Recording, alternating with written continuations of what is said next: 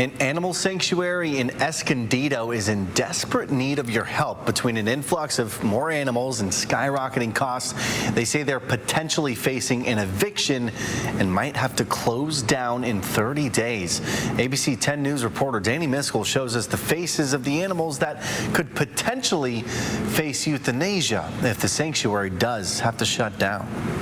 My greatest fear is that we would have to go to euthanasia. You probably weren't expecting to see Mac when you heard animal sanctuary, but this Asian water monitor is 22 years old and a gentle, giant lizard. He came to us starving to death. He weighed 11 ounces when we got him. Mac is one of around 400 animals that EcoVivarium has rescued from abusive or neglected situations. A lot of these animals are impulse buys. That's an animal that can grow to 6 feet in length, that can live 25 plus years.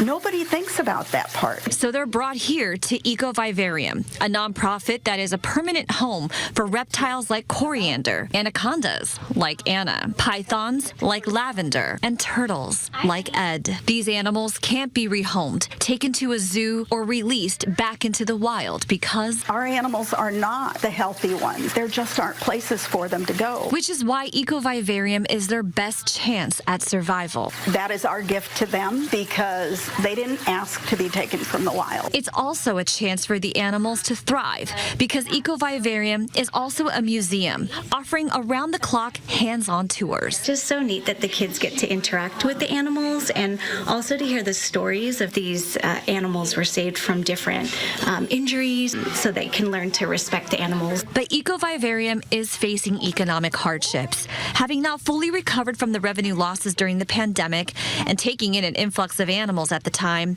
they're now dealing with unexpected high costs and shortages in grants. Our liability coverage went from $3,000 a year to almost $13,000 with no advance notice. Susan Nowicki says they're behind on rent. And if facing an eviction isn't scary enough, there's something even more concerning to Susan. I hate to think about it, but in theory, it could be euthanasia for some of them. In Escondido, Danny Miskell, ABC 10 News.